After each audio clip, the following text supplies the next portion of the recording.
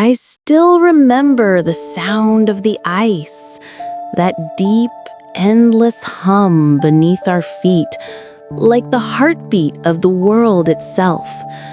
Back then, the world was colder, quieter. The sun rose weak and pale, barely strong enough to touch the tips of the mountains. We were wanderers, my herd, my family, the last of the great mammoths still moving north. They called it the Great Migration, but to us, it was survival. Every dawn, the horizon shifted. Rivers froze and cracked, valleys swallowed by mist. We didn't know what waited ahead, only that we couldn't stay. The elders said the ice was retreating, that warmth was coming back, but it didn't feel like hope. It felt like an ending. My mother, Mora, led us. She carried the wisdom of 100 winters in her eyes.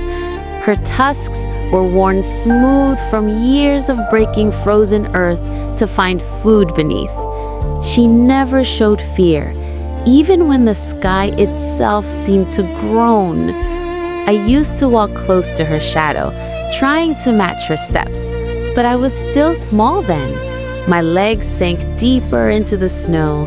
My breath came faster, yet she never slowed for me, and I never wanted her to. Behind me walked Taro, my friend, my brother in all but blood.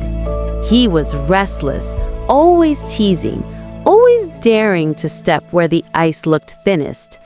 If you never take a risk, he'd say, you'll never see what lies beyond the next ridge. I laughed back then. I didn't know how fragile laughter could be. The day the first crack came, it sounded like thunder. The ground shivered beneath us. The herd froze, every ear lifted, every breath held. And then the world broke open. A sheet of ice the size of a mountain collapsed into the river below. The sound, I still hear it in my dreams. We ran. Snow burst around us like smoke, blinding, choking. The young cried out. The old stumbled.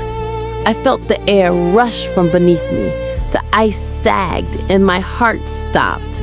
But then a voice, deep and booming, cut through the chaos. Keep moving! To the ridge! It was Ruck, the great bull of our herd. His tusks were as wide as the moon, his scars carved by time and battle. He charged back through the breaking ice, pulling a calf from the freezing river. For a moment, I thought he would make it. But the ice beneath him shattered like glass, and he was gone. Just gone. That night, we buried our sorrow in silence. The wind howled over the frozen plains, carrying his spirit north. Morris stood watch the entire night, her shadow unmoving. The ice takes what it wants, she whispered. But so long as we walk, he walks with us. I didn't understand her then. I only knew the world had grown colder, not just around us, but inside me. Days passed. Snow turned to mist. We descended into a valley that felt untouched by time. The air smelled of stone and ancient dust. Bones, hundreds of them, lay half buried in the frost.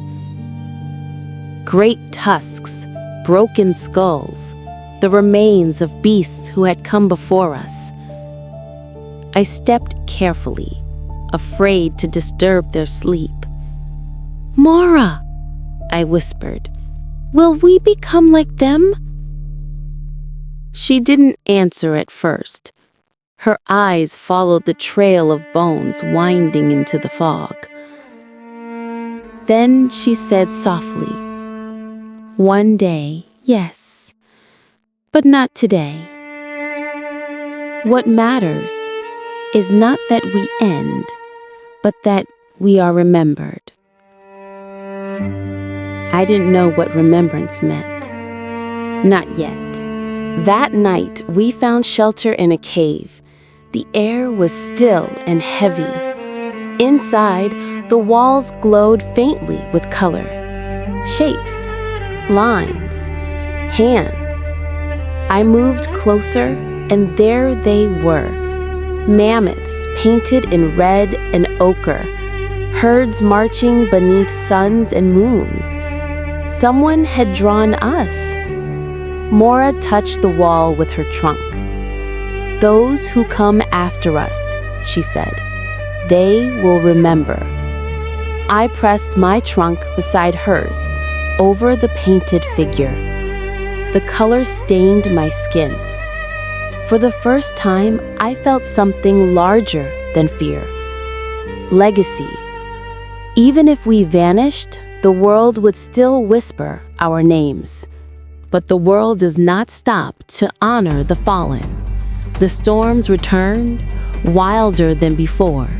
The earth groaned and split. Food grew scarce. The calves cried at night. Mora's steps grew slower. I remember the morning she fell behind.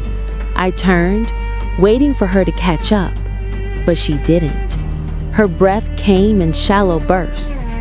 Her tusk gleamed faintly in the gray light.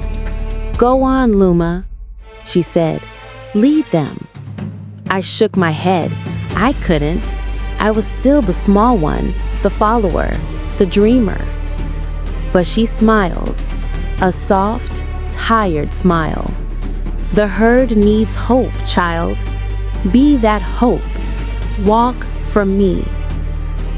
I tried to answer, but my throat locked. The wind carried her final words away. And when I looked again, she was still. The herd gathered around her in silence. The snow fell gently over her body. I thought the world should stop, just stop, to mourn her. But it didn't. The sky kept moving. The cold kept biting. And so, we walked. I led them north, through storms, through hunger, through silence so deep it felt alive. Taro stayed by my side, no longer playful, no longer daring, just loyal. Every step felt heavier than the last. But one morning, I'll never forget. The air changed. It smelled different, warm. The snow was melting beneath our feet. Ahead of us, the horizon glowed gold. And then we saw it, a valley stretching wide and green, dotted with the first shoots of spring. Water flowed clear and alive through the cracks of thawing ice. The calves ran first, trumpeting in delight. The elders followed, slow and unbelieving. For the first time, sunlight touched our faces. And I cried, not from sadness, not from fear, but because I understood. Mora had been right. The world wasn't dying, it was changing. The ice had not come to destroy life. It had come to protect it, to test it.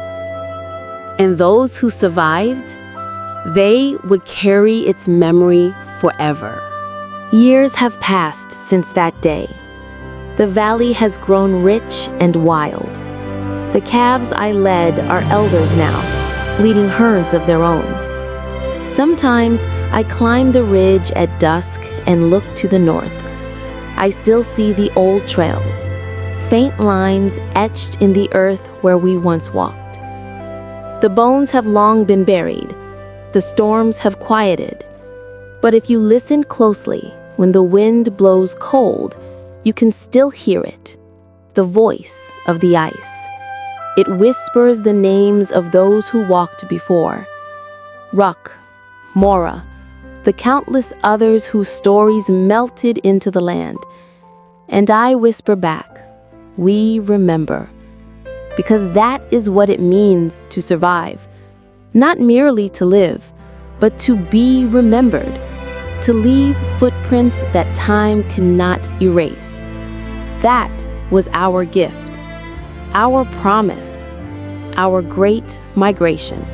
For every ending is just the beginning of another journey. And though the ice has long melted, its memory endures. I am Luma, daughter of Mora, child of the ice, and I still walk. In every shadow, in every story told beneath the stars. This is our memory. This is our home. Forever.